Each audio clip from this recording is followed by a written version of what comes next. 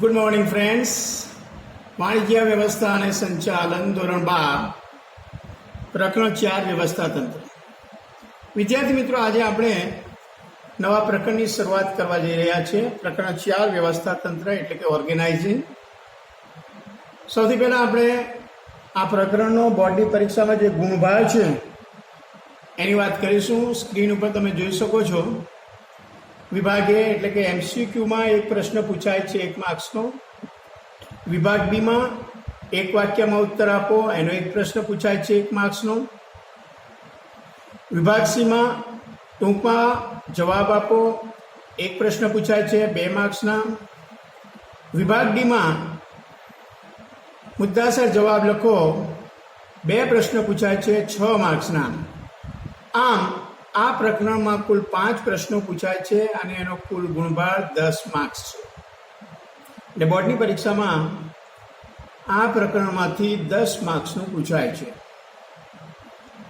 આ પ્રકરણમાં આપણે જે મુદ્દાઓનો અભ્યાસ કરવાના છીએ એમાં સૌથી પહેલું છે વ્યવસ્થા તંત્ર એટલે કે ઓર્ગેનાઇઝિંગ. એનો અર્થ, એની વ્યાખ્યા, એનો ખ્યાલ અને એની લાક્ષણિકતાઓનો ખ્યાલ મેળવીશું. ત્યાર પછી બીજો મુદ્દો શીખવાના છીએ વ્યવસ્થા તંત્રની પ્રક્રિયાના તબક્કાઓ. ત્રીજો મુદ્દો આપણે શીખીશું વ્યવસ્થા તંત્રનું માળખું. એમાં જુદા જુદા પ્રકારના જે વ્યવસ્થા તંત્ર છે, એક રૈખિક વ્યવસ્થા તંત્ર, બીજું કાર્યાનુસાર વ્યવસ્થા તંત્ર, ત્રીજું વૈધિક વ્યવસ્થા તંત્ર, ચોથું અવૈધિક વ્યવસ્થા તંત્ર, પાંચમું શ્રેણિક વ્યવસ્થા તંત્ર. આમ જુદા જુદા પ્રકારના વ્યવસ્થા તંત્રના માળખાની વાત આ પ્રકરણમાં આપણે કરીશું. ચોથો મુદ્દો શીખીશું વિકેન્દ્રીકરણ. એનો ખ્યાલ, એનો અર્થ, એની વ્યાખ્યા, એનું મહત્વ અને મર્યાદાની વાત કરીશું. અને છેલ્લો મુદ્દો આપણે આ પ્રકરણમાં શીખીશું સત્તા સોંપણી. એનો અર્થ, વ્યાખ્યા, મહત્વ અને સત્તા સોંપણીના મૂળ તત્વો. તો આમ કુલ 5 મુદ્દાઓ આપણે આ પ્રકરણમાં શીખવાના છીએ. સૌથી પહેલાં આપણે વ્યવસ્થા તંત્રનો અર્થ, મિનિંગ ઓફ ઓર્ગેનાઇઝિંગની વાત કરીશું. સ્ક્રીન ઉપર તમે જોઈ શકો છો.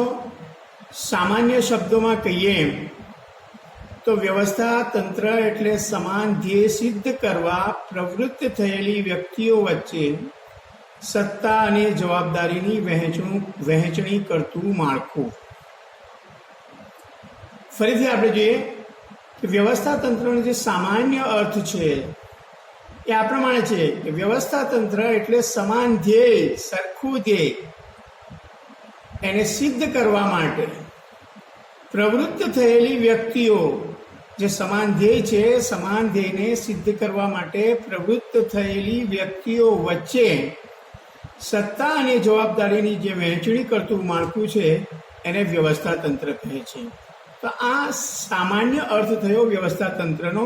ઓર્ગેનાઇઝિંગનો આ એક સિમ્પલ મિનિંગ થયો, સાદો અર્થ થયો. ત્યાર પછી વ્યવસ્થા તંત્રની જે વ્યાખ્યા છે, ડેફિનેશન ઓફ ઓર્ગેનાઇઝિંગ, અહીંયા સ્ક્રીન ઉપર તમે જોઈ શકો છો. ચેસ્ટર આઈ બર્નાર્ડ અને સી લુઈસ એલન એમણે વ્યવસ્થા તંત્રની જે વ્યાખ્યાઓ આપી છે. સૌથી પહેલાં આપણે જોઈએ ચેસ્ટર આઈ બર્નાર્ડે જે વ્યવસ્થા તંત્રની વ્યાખ્યા આપી છે એની વાત કરીએ. 2 કે તેથી વધુ વ્યક્તિઓના સહકારથી થતી પ્રવૃત્તિ એટલે વ્યવસ્થા તંત્ર.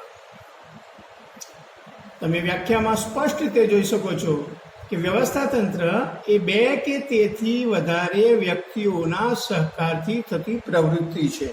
એટલે વ્યવસ્થા તંત્રની અંદર 2 કે તેથી વધારે વ્યક્તિઓ હોવી જોઈએ અને એ 2 કે તેથી વધારે વ્યક્તિઓના સહકારથી જે પ્રવૃત્તિ થાય છે એને વ્યવસ્થા તંત્ર કહે છે.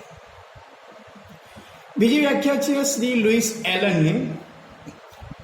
લુઈસ એલન સમજાવે છે કે વ્યવસ્થા તંત્ર એ એવી પ્રક્રિયા છે કે જેમાં નિશ્ચિત હેતુઓ સિદ્ધ કરવા માટે વ્યક્તિઓ વધુમાં વધુ અસરકારક રીતે કાર્ય કરી શકે તે હેતુથી કાર્યની સ્પષ્ટતા કરવાની, તેનું વર્ગીકરણ કરવાની, જવાબદારી અને સત્તાની સોંપણી કરવાની તેમજ સંબંધો સ્થાપવાની પ્રક્રિયા છે.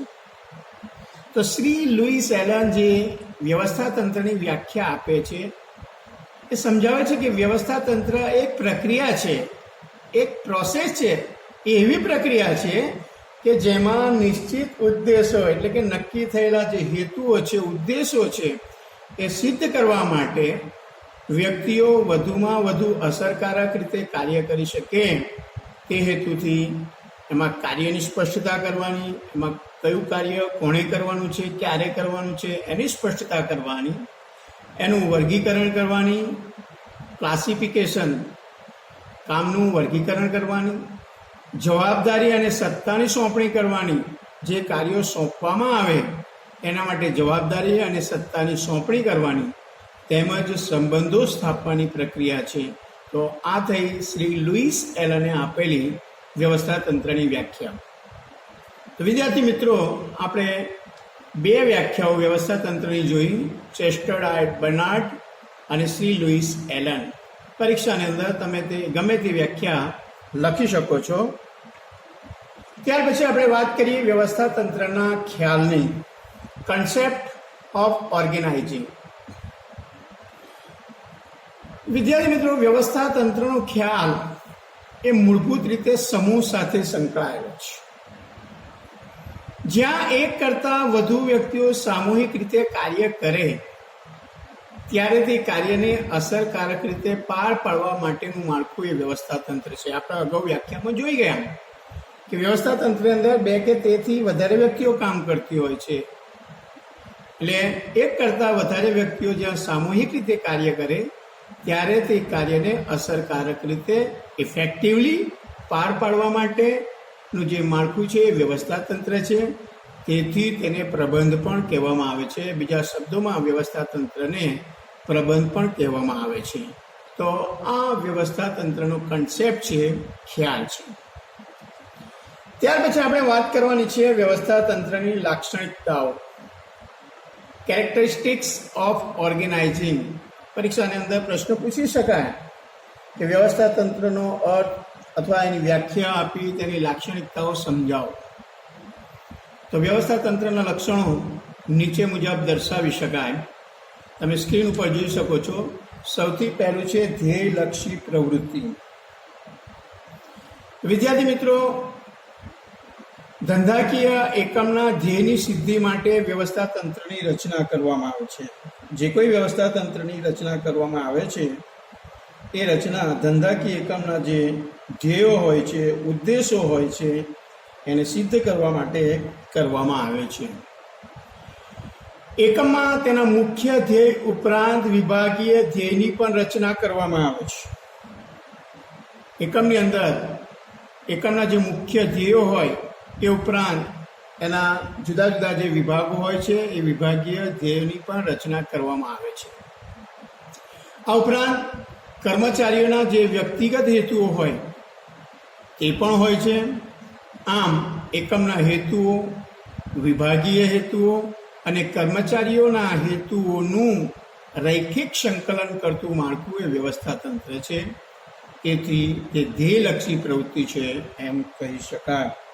એટલે વિદ્યાર્થી મિત્રો, ધ્યેયલક્ષી પ્રવૃત્તિ એટલે અહીંયા આ મુદ્દામાં તમારે ત્રણ બાબતો ધ્યાન રાખવાની છે.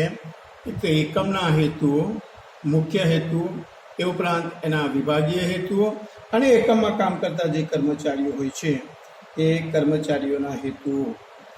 આમ એકમના હેતુઓ, વિભાગીય હેતુઓ અને કર્મચારીઓના હેતુઓનું રૈખિક સંકલન કરતું માળખું એ વ્યવસ્થા તંત્ર છે. તેથી વ્યવસ્થા તંત્રને ધ્યેયલક્ષી પ્રવૃત્તિ કહી શકાય. ત્યાર પછી બીજું લક્ષણ છે આયોજન પર આધારિત. સ્ક્રીન ઉપર તમે જોઈ શકો છો કે વ્યવસ્થા તંત્રની જે રચના થાય છે એ રચના આયોજન દ્વારા નક્કી કરવામાં આવેલ ધ્યેયને આધારે કરવામાં આવે છે. આયોજન દ્વારા સુનિશ્ચિત કરવામાં આવેલ ધ્યેયને આધારે તેની રચના થાય છે. આમ વ્યવસ્થા તંત્રની રચના કરતા પહેલા આયોજન થવું અનિવાર્ય છે, જરૂરી છે. ભવિષ્યમાં અમલમાં મૂકવાની યોજનાને આધારે જ એકમના માળખાનું ઘડતર થાય છે. ભવિષ્યમાં તમારે જે યોજના અમલમાં મૂકવાની છે એ યોજનાને આધારે એકમના માળખાનું ઘડતર થાય છે અને તેથી કહી શકાય કે વ્યવસ્થા તંત્ર એ આયોજન પર આધારિત છે. એટલે સૌથી પહેલાં આયોજન દ્વારા સુનિશ્ચિત કરવામાં આવે છે, ધ્યેય નક્કી કરવામાં આવે છે અને ધ્યેયના આધારે તેની રચના થાય છે. ત્યાર પછી ત્રીજું લક્ષણ છે સત્તા અને ફરજોની સોંપણી. ધંધાકીય એકમમાં કાર્ય કરતી જુદી જુદી વ્યક્તિઓને તેમના કૌશલ્ય અને લાયકાતને આધારે વિવિધ પ્રવૃત્તિઓ સોંપવામાં આવે છે. ધંધાકીય એકમમાં જે વ્યક્તિઓ કામ કરતી હોય છે એ વ્યક્તિઓની અંદર જુદા જુદા સ્કિલ્સ હોય છે, કૌશલ્ય હોય છે, જુદી જુદી લાયકાત હોય છે, જુદી જુદી ક્વોલિફિકેશન હોય છે. તો એમને આ જુદી જુદી જે સ્કિલ્સ અને ક્વોલિફિકેશન હોય એના આધારે એમને જુદી જુદી પ્રવૃત્તિઓ સોંપવામાં આવે છે. એની સાથે સાથે જે તે વ્યક્તિને તેની સત્તા વિશે પણ માહિતગાર કરવામાં આવે છે. વ્યક્તિઓને તમે કૌશલ્ય અને લાયકાતના આધારે પ્રવૃત્તિઓ સોંપો છો, એની સાથે સાથે એમને એમના સત્તાથી પણ માહિતગાર કરવામાં આવે છે. આથી વ્યવસ્થા તંત્ર એ વ્યક્તિઓ વચ્ચે સત્તા ફરજના સંબંધો સ્થાપિત કરતું માળખું છે. એટલે ત્રીજું લક્ષણ થયું સત્તા અને ફરજોની સોંપણી. ત્યાર પછી ચોથું લક્ષણ છે માનવ પરિબળને મહત્વ. વિદ્યાર્થી મિત્રો, વ્યવસ્થા તંત્રની રચનામાં માનવી કેન્દ્ર સ્થાને છે. કોઈ પણ આદર્શ વ્યવસ્થા તંત્રની સફળતાનો આધાર તેમાં કાર્ય કરતા માનવીઓ પર રહેલો છે. એકમની અંદર જે કર્મચારીઓ કામ કરતા હોય છે, જે માનવીઓ કામ કરતા હોય છે, એના આધારે વ્યવસ્થા તંત્ર સફળ થઈ શકે છે. તેથી અસરકારક વ્યવસ્થા તંત્રની સ્થાપના માટે અસરકારક માનવ સંબંધો સ્થાપિત કરવા જરૂરી છે. એટલે કોઈ પણ વ્યવસ્થા તંત્રની સફળતાનો આધાર તેમાં કામ કરતા માનવીઓ પર રહેલો છે. એટલે વ્યવસ્થા તંત્રની અંદર માનવ પરિબળ છે એ કેન્દ્ર સ્થાને છે, મહત્વનું છે. પાંચમો મુદ્દો છે પરિવર્તનશીલતા. એકવાર વ્યવસ્થા તંત્રની રચના કર્યા બાદ તેમાં ફેરફાર કરવાની શક્યતા છે, અવકાશ છે. ઘણી વખતે બદલાતા જતા સંજોગો અને પરિસ્થિતિ અનુસાર વ્યવસ્થા તંત્રમાં ફેરફાર કરવાની જરૂર પડે છે.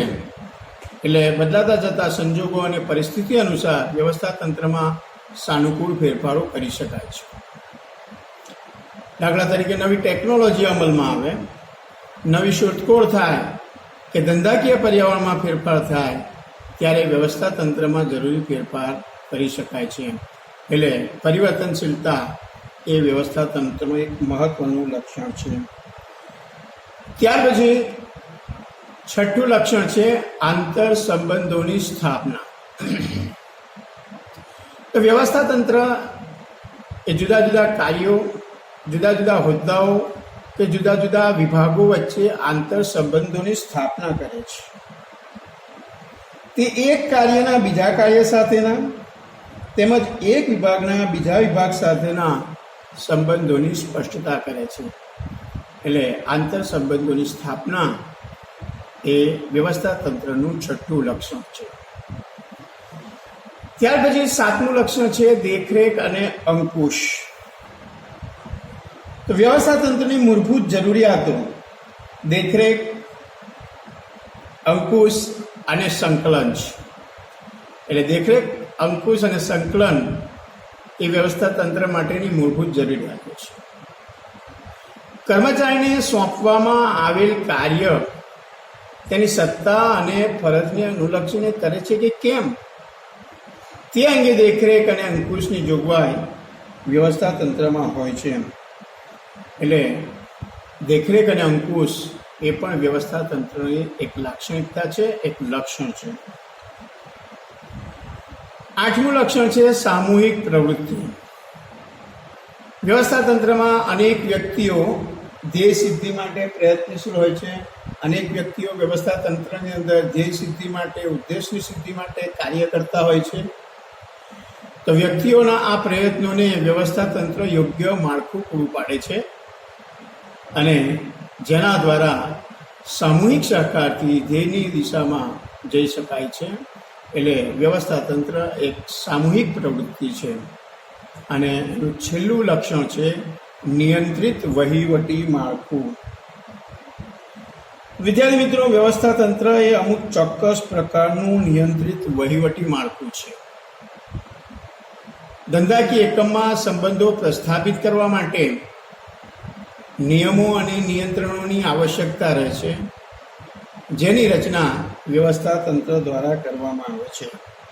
તો વિદ્યાર્થી મિત્રો, આ થયા વ્યવસ્થા તંત્રના લક્ષણો અથવા વ્યવસ્થા તંત્રની લાક્ષણિકતાઓ. તો આજે આપણે વ્યવસ્થા તંત્રનો અર્થ, એની વ્યાખ્યા અને એની લાક્ષણિકતાઓની વાત કરી. Thank you.